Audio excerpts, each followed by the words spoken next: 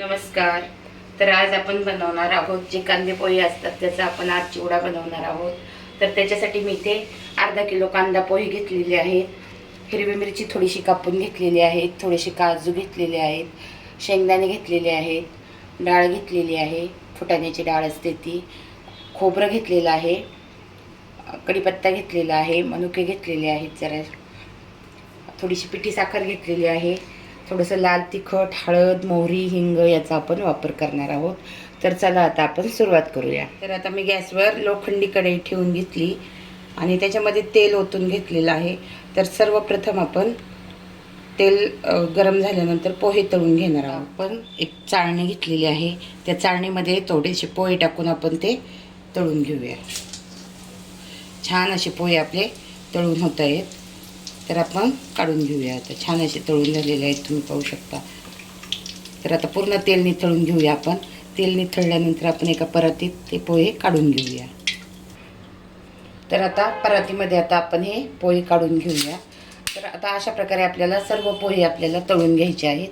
तर आता आपण सर्व पोहे तळून घेऊया. असे पोहे तळून घेतली की काय होतं, जास्त तेलकट होत नाहीत, म्हणून आपल्याला असे पोहे तळून घ्यायचे आहेत. तर आता हे पोहे छान असे तळून झालेले आहेत. तेल निथळलं की आपण परातीमध्ये टाकून घेऊया. तर आपले पोहे छान असे तळून झालेले आहेत, तुम्ही पाहू शकता.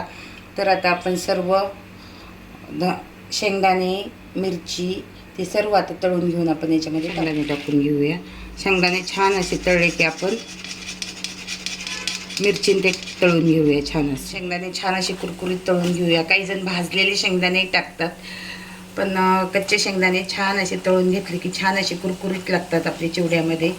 तर आता आपले शेंगदाणे छान असे कुरकुरीत तळून झालेले आहेत. तर आता आपण काढून घेऊया. तर आता आपण शेंगदाणे काढून घेतलेले आहेत. तर आता आपण खोबरं टाकून घेऊया. तर आता खोबरं आपण छान असं तळून घेऊया. छान असं खोबरं आपल्याला तळून घ्यायचं आहे. जास्त काळं खोबरं करायचं नाही, नाहीतर जास्त काळं झालं का ते छान लागत नाही, असं कडसर कडसर लागतं. म्हणून आपल्याला जास्त लालसरही तळायचं नाही आणि जास्त खायला छान लागलं पाहिजे.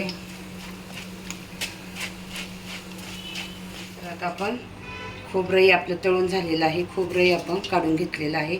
तर आता आपण डाळ टाकून घेऊया. तळायला जी फुटाण्याची डाळ असते ती आता आपण तळायला टाकून घेऊया. ती पण जास्त तळायची नाही आपल्याला.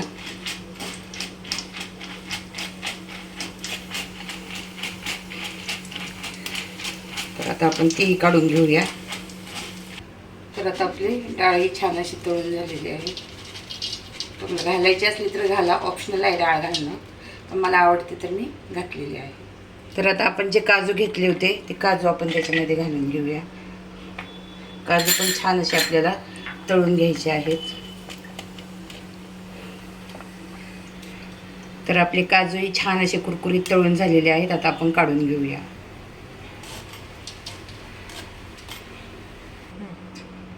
तर आता आपण जे थोडे मनुके घेतलेले होते तेही आपण आता तळून घेऊया. छान असे तळले की आपण काढून घेऊया त्याला. तर आता आपण काढून घेऊया.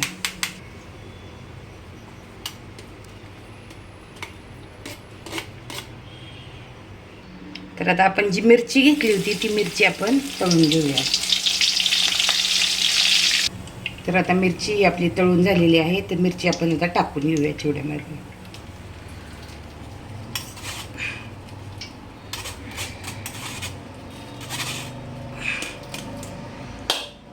आपण कढीपत्ता टाकून घेऊया.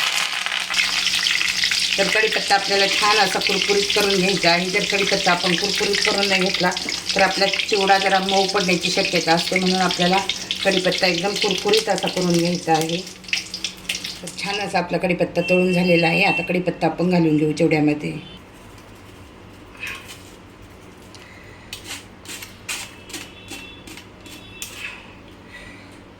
तर आता आपण साखर, मीठ, हळद आता घालून घेऊया.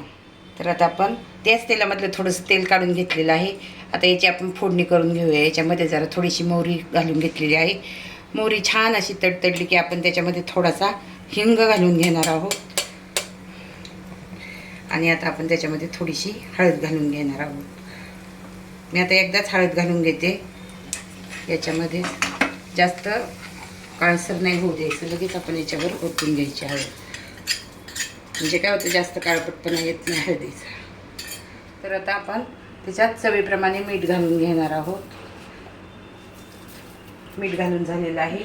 आता आपण जी साखर घेतली होती ती साखर आता आपण घालून घेणार आहोत. कारण साखरेमुळं काय होतं, खूप छान अशी चव येते. साखर घालून झाली. आपण आता त्याच्यामध्ये थोडंसं लाल तिखट घालून घेणार आहोत. तर आता आपण अर्धा चमचा लाल तिखट घालून घेणार आहोत त्याच्यामध्ये. आणि आता आपण हे सर्व मिश्रण मिक्स करून घेणार आहोत. तर आता आपण छानच मिक्स करून घेऊया सर्व चिवडा.